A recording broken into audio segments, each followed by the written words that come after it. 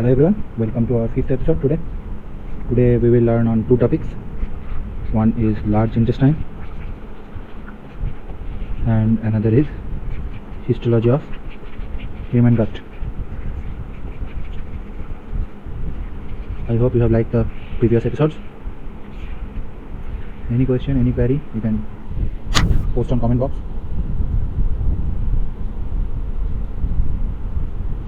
So let's start our topic today. I will erase the headlines for a bit of space, right? So the thing is, you have to draw a figure like this. You can pause the video here and draw the figure first, then I will go on explaining and writing, okay, so that you don't have to face any problems. So let's start. As we all know, this small thing is vermiform appendix.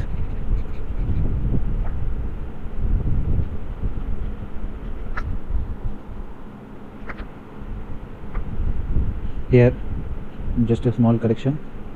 Here the ileum attaches to the cecum, and here we get a sphincter, namely ileocecal sphincter. Ileocecal sphincter.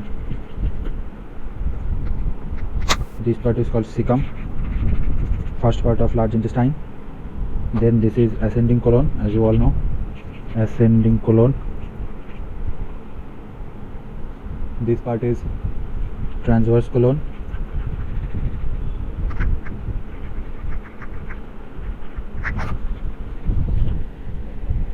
This thing is descending colon. Just for the arrow is to understand the direction. Descending colon. Next part is sigmoid colon. There is rectum. Last part, rectum. We get a sphincter here. It has two parts. Internal sphincter, जो involuntary है, वो nervous stimulation की वजह से काम करता है, और है एक एक्सटर्नल स्फिंक्टर, ये वॉलंटरी है, वो आपकी इच्छा से काम करता है, ठीक है. We come here. This is called right colic flexor. It is hepatic, also called hepatic flexor, near to liver. Then there is left colic flexor. It is called splenic flexor, as it is near to spleen. These pocket-like spaces are called haustra. Okay, H-A-U-S-T-R-A. These things are called Epiphaloic Appendages. They are mainly fat. This thing is called this line. जो line है, ऐसा this जो line है पूरा, इसको बोलते हैं tinea coli.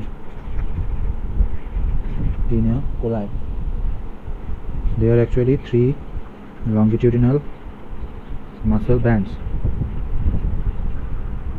Okay, I just zoom out for one time. You can take screenshot, then go. We will move to our next topic. Two small topics here, no small points related to appendix is appendicitis. Another is peritonitis. Appendicitis is infection. Peritonitis is rupture. They are both of appendix, right? Okay. Then one thing more, piles or hemorrhoids. These small points are important. They are enlargement of rectal veins, right? Enlargement of rectal veins. There are 3 points. Now we will come to histology of human gut. This is also a figure you have to draw. you can pause and draw it. Okay, move to pointing it. This outside part is coelom or body cavity. Then we get visceral peritoneum or serosa. They are made up of squamous epithelial tissue, right? Serosa, उसके नीचे और एक part है सब serosa. सब serosa is areolar connective tissue. Okay, then we get longitudinal muscle. Then we get circular muscle, and in some cases there are oblique muscles. This form the muscularis externa.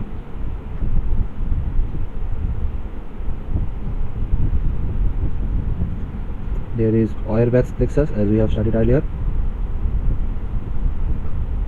and Meissner's plexus. Okay, we have to study a bit about it. Auerbach's plexus, Meissner's plexus.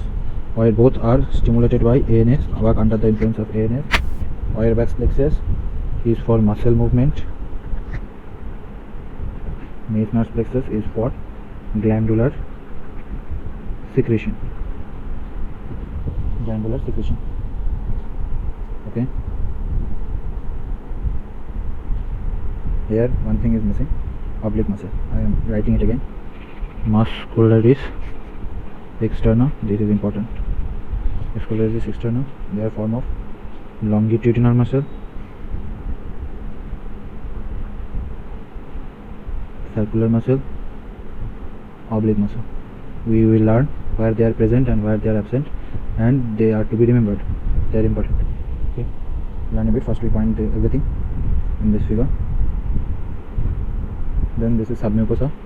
Submucosa is also areolar connective tissue. Okay, CT is for connective tissue.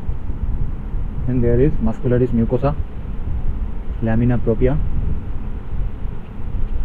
and epithelium. Epithelium is simple columnar epithelium with brush border lining, and in it there is lumen, brush border lining. Okay, and these three forms mucosa.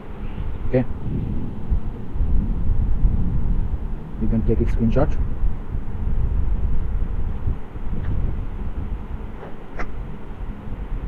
Okay, stay.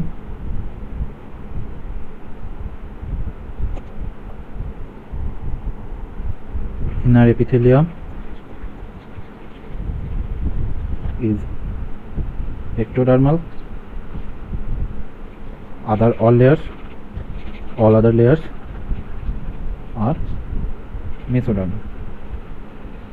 Okay,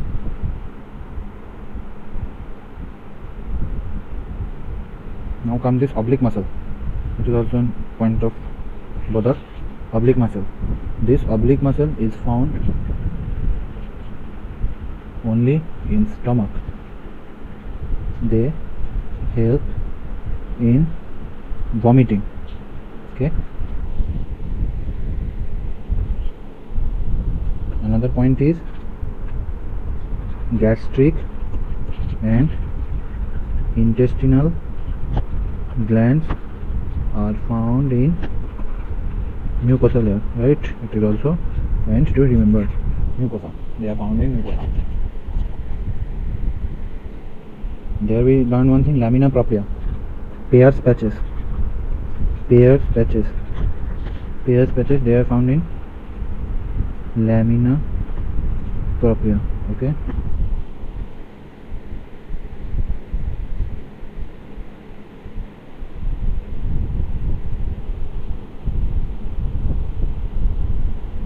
now we will complete a small topic, which is gut attachment. How it is attached. Gut attachment. It is a subtopic. You can't call it a topic. First, this we can imagine as gut. Now draw as I am drawing. I will mark it.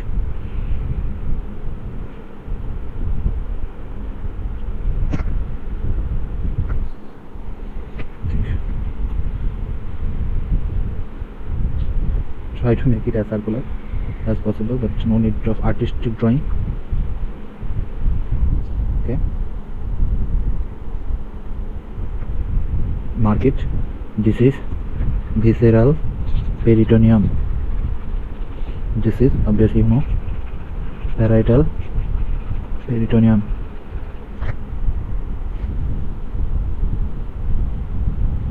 Here and here we can find peritoneal fluid. Okay, now come to the joint. It is important. This joint is called it has three names. It is called omentum, it is called mesentery, it is called mesothelium. You can guess where they are called. Omentum, they are called in stomach.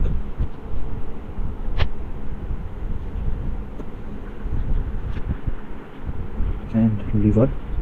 Mesentery, done a spelling mistake. Mesentery, don't make it. Always mind about spellings. Small intestine. Mesothelium is called large intestine. It is important. The names are important. Okay.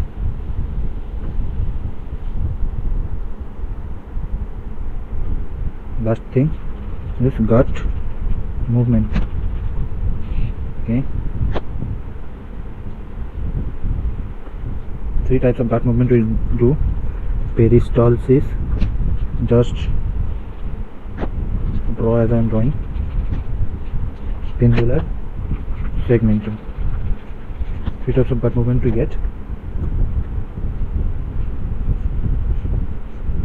When the movement goes like this, it is called peristalsis.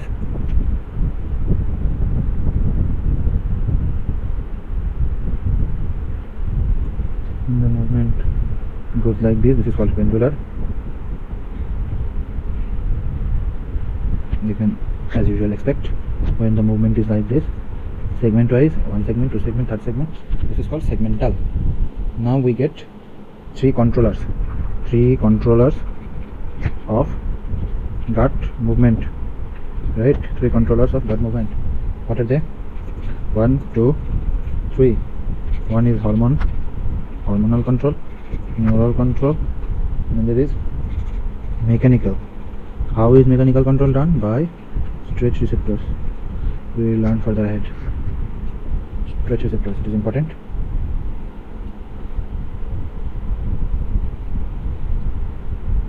So today we have completed our class.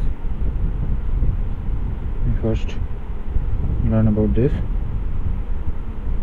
then histology of human gut, first large intestine, then histology of human gut, then we have done our gut attachment. So bye bye, see you in the next class.